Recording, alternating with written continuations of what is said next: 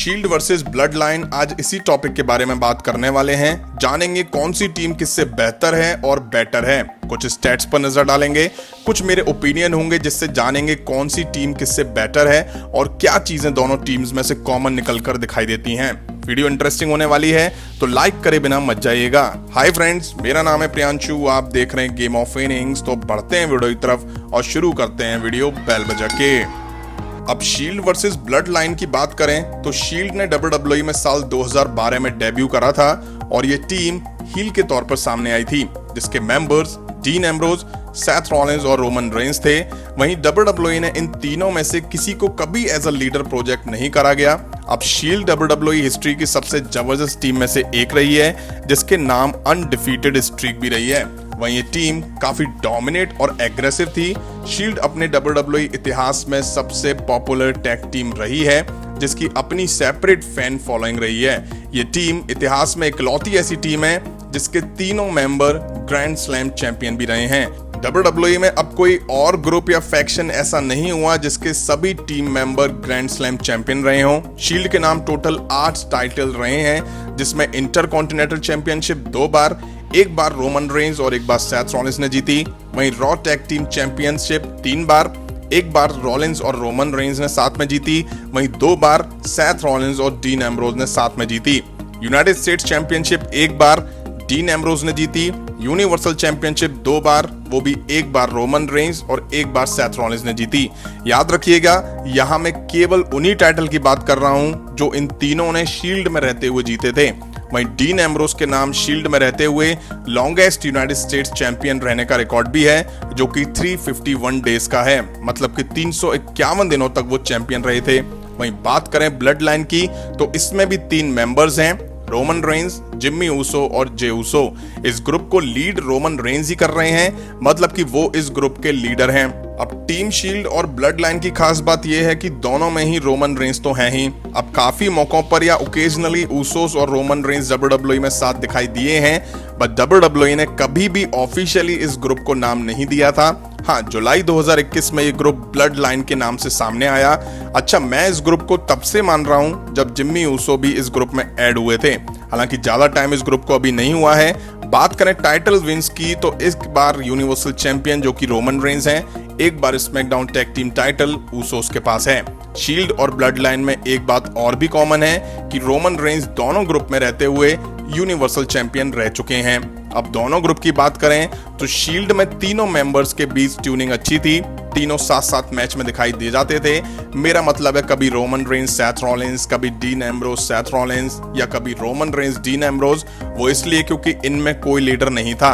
वहीं blood line में leader Roman Reigns हैं, तो वो इस तरह के पेयर में नहीं दिखाई दे सकते। शायद आप में से काफी लोग नहीं समझे होंगे, तो बता दूं, मेरा मतलब रोमन रेंस और Jey Uso tag team champions नहीं बन सकते, क्योंकि रोमन रेंस टॉप कार्ड में ही दिखाई देंगे। वहीं दोनों टीम में शील्ड हील और फेस दोनों रूप में दिखाई दे चुकी है।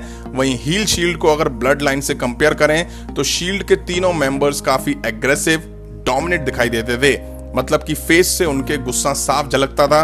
वहीं ब्लड लाइन एग्रेसिव है, लेकिन फेस से वो काफी काम और शांत दिखाई देती है।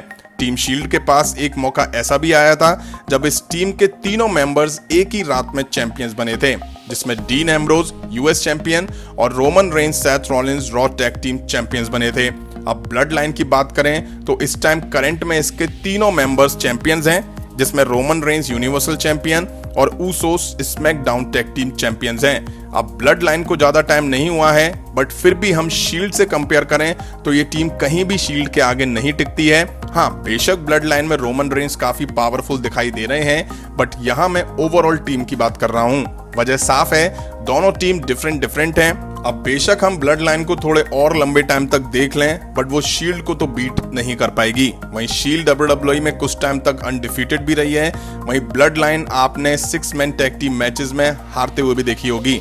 ऐसा कोई रिकॉर्ड ब्लड लाइन के नाम नहीं है जो शील्ड से टकरा सके।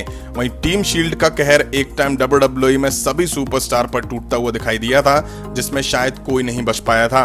आते ही इस ग्रुप ने WWE में धमाल मचा दिया था और फैंस से इस टीम को काफी अच्छा सपोर्ट भी मिला था। मेरे अकॉर्डिंग शील्ड हर मामले में ब्लड लाइन से बेटर और बेहतर थी। शायद शील्ड की जगह WWE में कोई भी नहीं ले सकता और शील्ड इस बात को एवोल्यूशन जैसे मजबूत फैक्शन के सामने प्रूव भी कर चुकी है।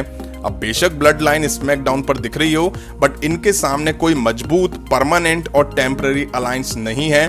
WWE ने शील्ड के अगेंस्ट परमानेंट और टेम्पररी काफी फैक्शन को उतारा था। अब आपका इस पे क्या मानना है कमेंट करके जरूर बताइएगा।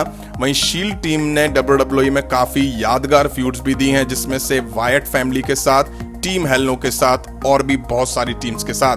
अगर दोनों टीम के कंबाइंड वेट की बात करें तो शील्ड के तीनों मेंबर्स के कंबाइंड वेट 321 किलोग्राम यानी कि 321 किलोग्राम और ब्लड लाइन के तीनों मेंबर्स का वेट अगर कंबाइंड करें तो ये 344 किलोग्राम होता है, मतलब कि 344 ग्राम होता है। अब शील्ड टीम की एक खास बात यह भी थी कि तीनों सेम आउटफिट में दिखते थे, जो इस टीम को और भी जबरदस्त बना देता था।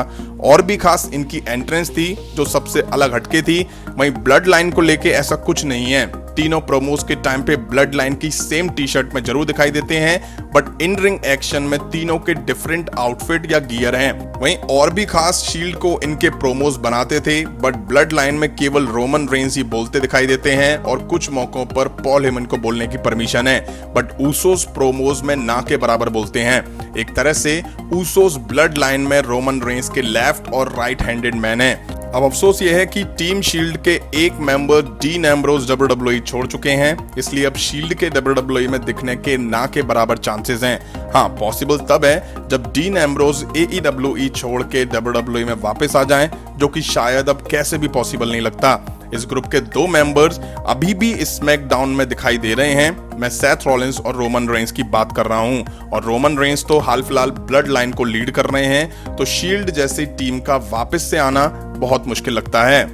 वहीं शील्ड की बात करें तो ये किसी भी तरह का फैमिली अलायंस नहीं था, बट ब्लड लाइन की बात करें तो ये एक फैमिली अलायंस ही है। तो कुल मिला के शील्ड और ब्लड लाइन में से शील्ड मेरे अकॉर्डिंग ज्यादा बेहतर है। आप सभी का इस बारे में क्या मानना है वो आप कमेंट करके बताइएगा। एज अ टीम दोनों में से कौन बेहतर है। अभी की वीडियो में इतना ही। आई होप आप सभी को पसंद आई होगी, तो लाइक करें, शेयर करें और इस तरह की इंटरेस्टिंग अपडेट्स के लिए चैनल को सब्सक्राइब करें, बेल आइकन को प्रेस करें। मिलता हूं नेक्स्ट वीडियो में। Thank you.